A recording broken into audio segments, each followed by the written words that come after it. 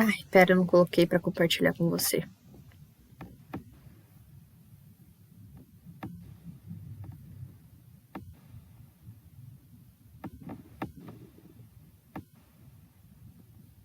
Pronto.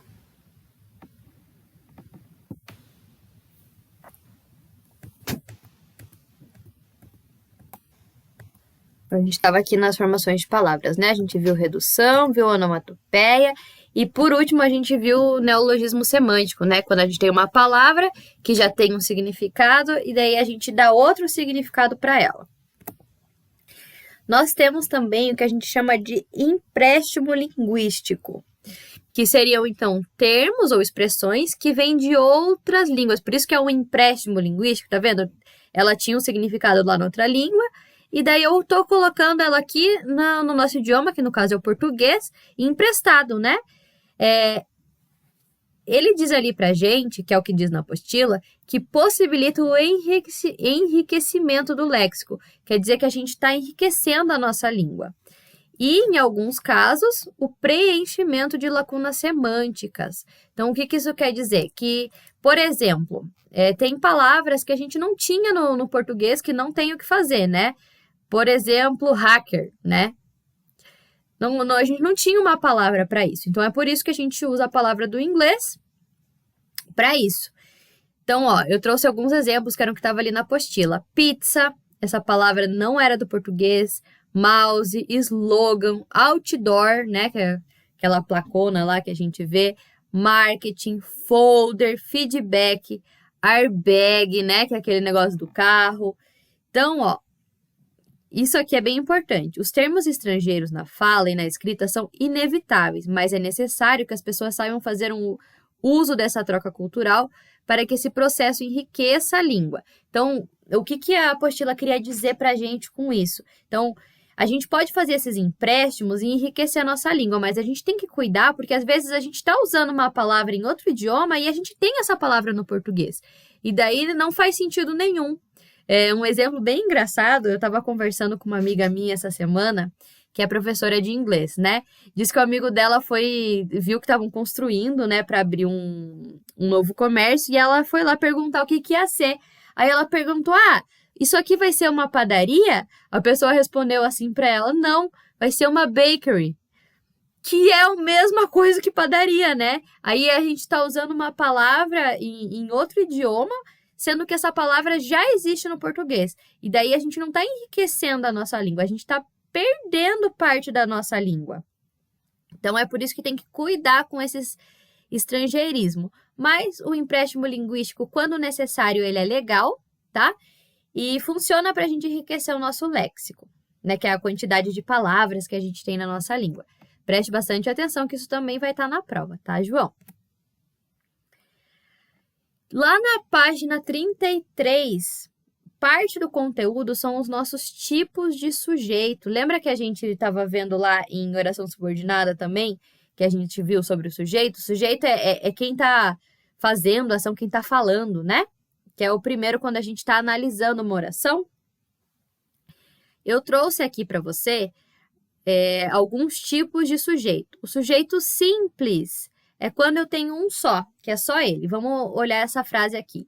Meus pais chegaram atrasados à reunião. Então, primeira coisa, eu vou pensar qual é o verbo, né? A gente tem aqui chegaram e quem? Quem que foi? No caso aqui, ó, meus pais. Só tem um, então é um sujeito simples. Meus pais chegaram atrasados à reunião. Então, o tipo de sujeito simples. Nós temos sujeito composto quando eu tenho mais de um sujeito, né? Então, ó, a gente tem aqui a garota e a prima dela tomaram sorvete. Primeiro vejo quem é o meu verbo, tomaram, né? Tá aqui. Então, quem foi? Tomaram. Nós temos duas pessoas aqui, né? A garota e a prima dela. Então, eu tenho dois sujeitos, aqui um sujeito composto. Opa, volta. Indeterminado.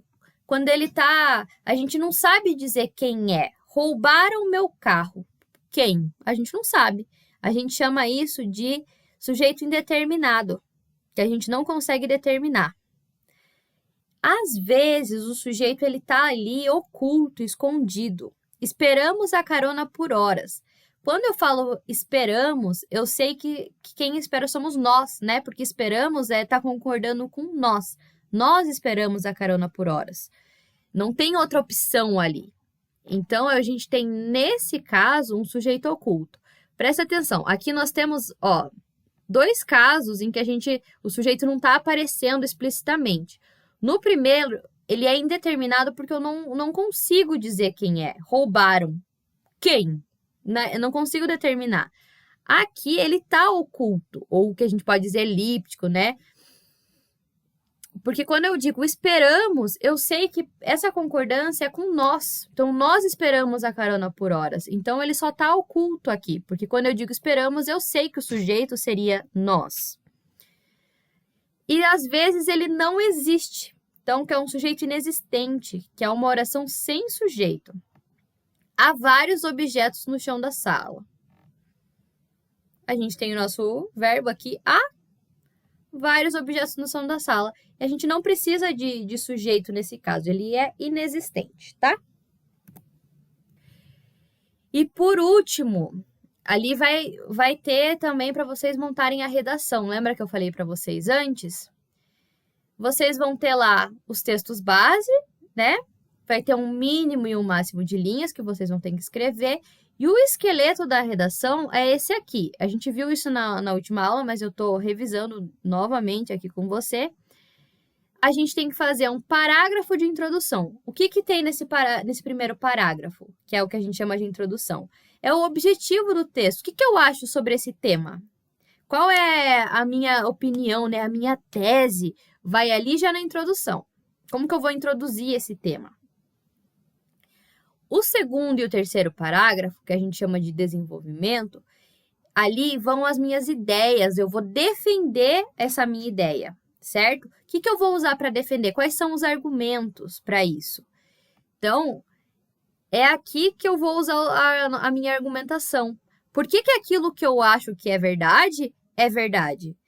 Da onde eu estou tirando? Eu não posso falar que isso é sem que eu tenha um argumento que dê uma base para essa minha ideia, né? Eu não posso achar da minha cabeça, tem que ter um motivo para isso.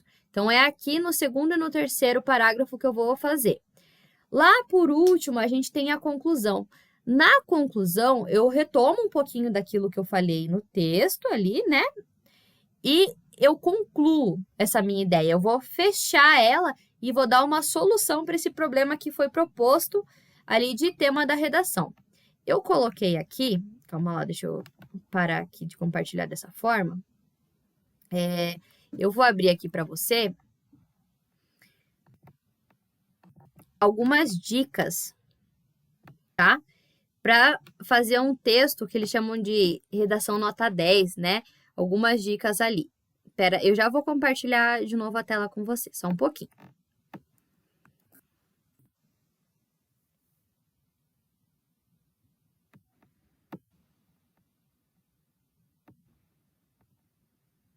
Vou compartilhar assim a janela inteira, daí fica mais fácil.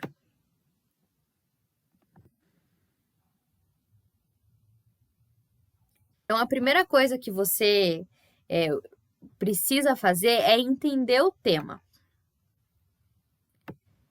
Então, você leu ali os textos que a gente chama de texto base, e você precisa demonstrar que entendeu o tema, você sabe daquilo que você está falando. Porque o que acontece? Se você fugir do tema e começar a falar de uma coisa que não tem nada a ver, normalmente você vai zerar a sua redação, tá? A norma culta é respeitada.